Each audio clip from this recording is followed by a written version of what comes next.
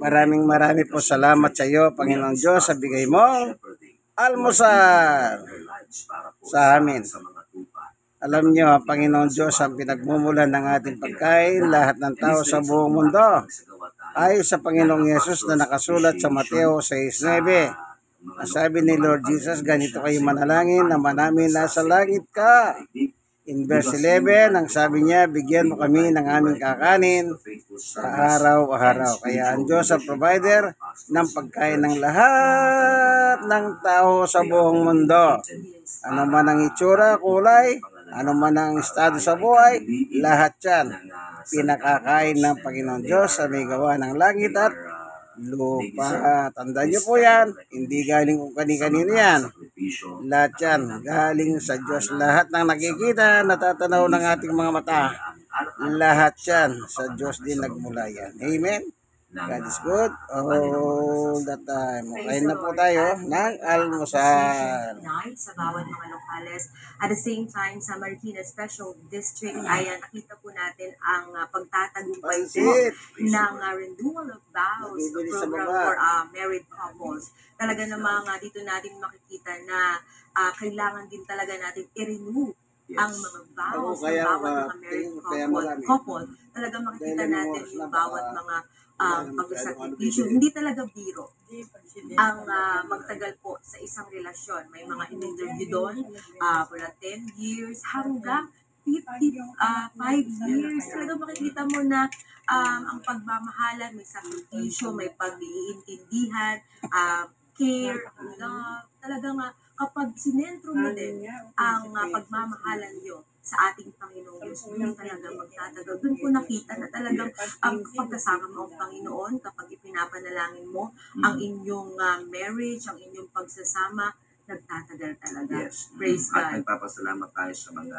napakinggan natin kahapon na mensahe mula sa minamahal na President Charlie na ipinaunawa sa atin ang salita ng Diyos na yung marriage, it's not always smooth sailing. No? May mga challenges na kinakaharap ang mga couple along the road. They are going to face challenges na sa biyaya naman ng Diyos, sa tulong at habag ng Diyos ay mapagtatagumpayan. And we have heard yesterday or last night na in order for us to overcome those challenges, kinakailangan na we should stay committed to the covenant that we have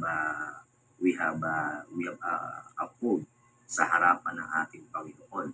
So, yung ating pagsasama, of course, hindi tayo lalayo doon sa perspective ng prinsipyo ng banal na kasulatan. We will be guided by the values, by the principles of the scriptures upang ang pagsasama, upang ang pinag-isa ng ating Panginoon ay hindi maging mahina o hindi mabuwal yung kanilang pagsasama.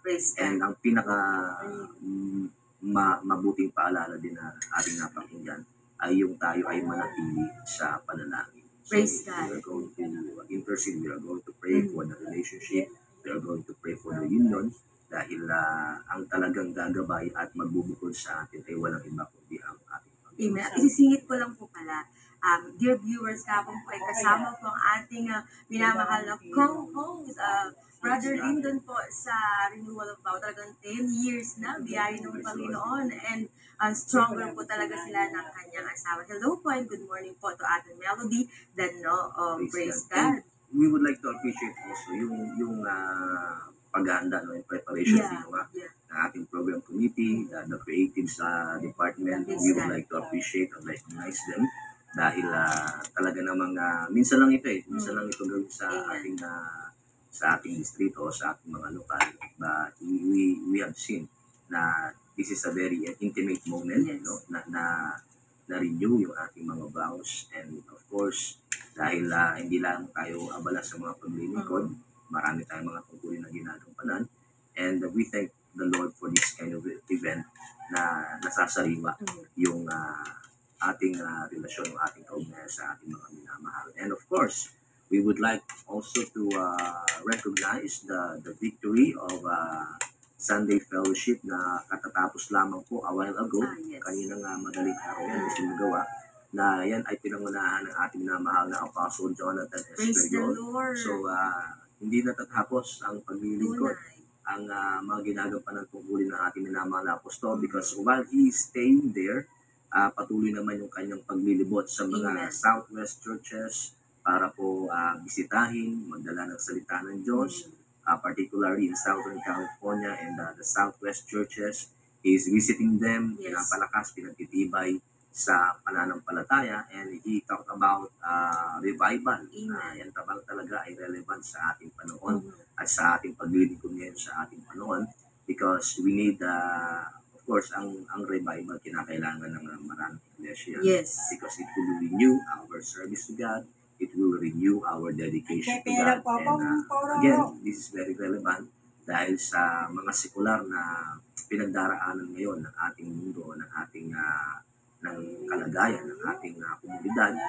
Mahalaga na ang patnubay ng salita ng Diyos ay lagi tayong maakay na pagtibayin, pagigihin yung ating paglilingkod at pagganap ng kalooban ng ating Panginoon. Praise the Lord. At alam mo, Brother Lindo, nakakamiss din ang minamahal na Apostle Jonathan Escariol dito sa bansang Pilipinas. At atin pa rin naman napapakinggan ang kanyang mga salita sa pamamagitan po ng FB Live via po sa Pentecostal Missionary Church of Christ in the Port Watch. Kaya maraming salamat po sapagkat ang bawat mga mensahe po na ibinibigay at binabahagi niyo po sa bawat isa sa amin at sa bawat mga kapatiran ay talagang nagbibigay sa amin ng biyaya. Nare-revive talaga ang ating mga kaluluwa, ang ating mga katawan para makapaglingkod sa ating Panginoon. Kaya ngayon po, maraming salamat po at binabati po namin kayo ng congratulations po and good morning po Apostle Jonathan Escariol, and also to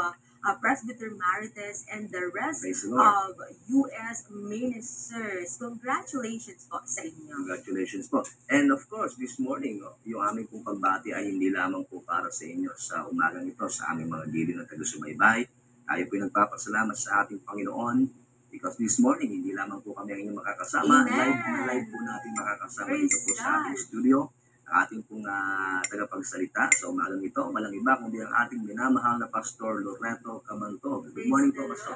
Good morning, Brother Lindo. Good morning, Sister Princess. Binabati din po namin ng magandang umaga ang ating minamahal na Apostle Jonathan. Magandang umaga po. At kami po ay nagpapasalamat sa muling pagkakataon na tayo po ay magkakasama-sama. Magandang umaga po sa lahat po ng taga-subaybay dito po sa bahagi ng prayer power. Nagagalak po tayo sa Diyos sapagkat nagpapatuloy po ang kanyang kagandahang loob sa atin. At sa mga oras po ito ay nagpapasalamat tayo sapagkat muli tayong makakalapit, makakapanalangin sa Panginoon. Ano man ang ating kalagayan, basta tayo tumiwala sa Diyos, ang Diyos ay nagbibigay sa atin ng kapahinga. Amen. To God be the glory. At alam niyo ba, dear viewers, hindi lamang natin mapapakinggan ang salita ng Diyos kay Pastor Lori Cabantog. Kasama din natin siyang mananalangin sa buong oras ng programang ito. Praise God. At alam naman natin, dito sa iglesia, in the church, we are to carry each other's burden. Yan po ang paalala ng salita ng Diyos. Magdalahan tayo ng ating mga kabigatan. We should serve each other because we are in the household of God.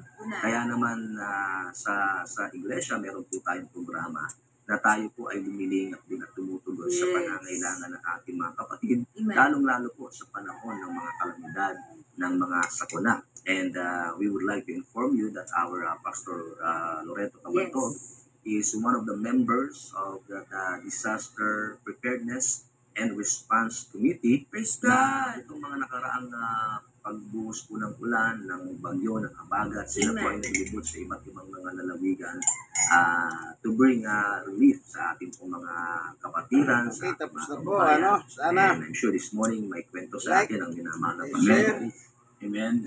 Tayo nagpapasalamat sa Diyos dahil itong dumating na kalamidad ay naging busy tayo. At yun nga, dahil inaalala ng ating mahal na apostol ang mga kapatid natin,